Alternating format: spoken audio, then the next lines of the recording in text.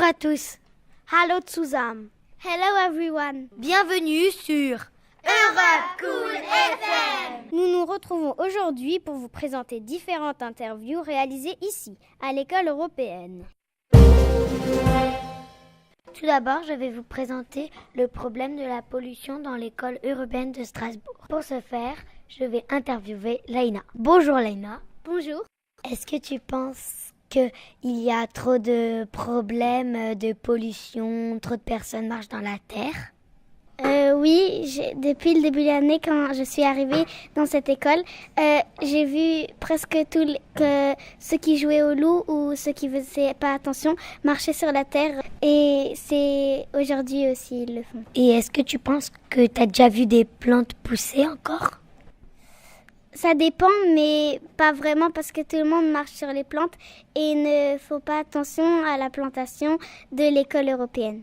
Est-ce que les enfants jettent trop leur papier par terre et ça pollue un peu trop la cour? Oui, parce qu'il y a des gens qui sont au bout de la cour et la poubelle, elle est tout au fond et ils ont la flemme d'aller jeter leur papier, alors ils le jettent par terre. Après, il y a des grandes personnes qui sont obligées de ramasser ce qu'ils font tomber par terre.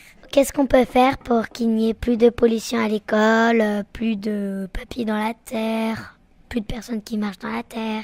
On peut mettre un règlement et s'ils ne le respectent pas, les maîtres ou les maîtresses vont les punir et les délégués de la classe vont parler à la réunion et comme ça va rapetisser les gens qui font ça. Comme ça, ils sauront ce qui va leur arriver. Merci beaucoup de m'avoir accordé cette interview et à bientôt. Moi aussi, j'espère que je vais vous voir un autre jour et à bientôt.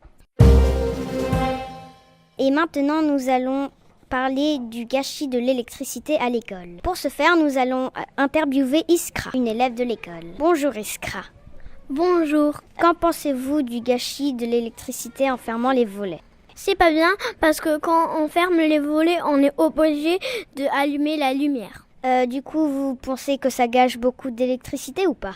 Oui. Vous ferez quoi à la place de la maîtresse? On va laisser les volets ouverts et baisser la lumière. Mais quand il n'y a pas de lumière, qu'est-ce que vous faites? On va seulement fermer les volets quand il n'y a plus de lumière dehors. Vous trouvez pas que dans les couloirs, on doit éteindre la lumière? Si, on peut éteindre parce qu'il y a déjà beaucoup de lumière dans le couloir avec la lumière des classes. D'accord, merci beaucoup pour cette interview, Iskra. Merci.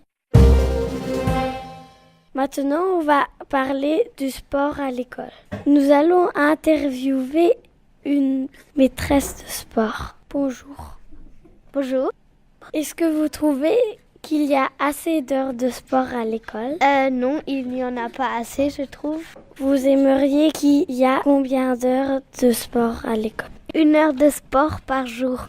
Comment on pourrait motiver les enfants à faire plus de sport?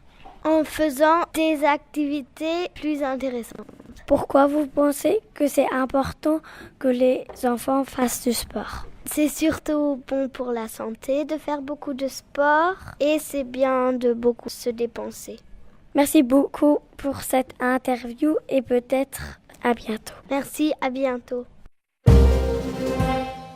Bonjour, maintenant on va parler du périscolaire à l'école et nous allons interviewer Camille. Bonjour Camille. Bonjour. Qu'est-ce que c'est ton activité préférée? Le bricolage. Tu en fais souvent? Oui. Combien de fois par mois? 1 fois par semaine. Et quelles sont les autres activités de périscolaire? Le ping-pong, le badminton, la multimédia, le foot. Est-ce que tu penses qu'il y a assez d'heures de périscolaire? Oui. Il n'y a pas besoin de plus d'heures? Non, c'est bien comme ça.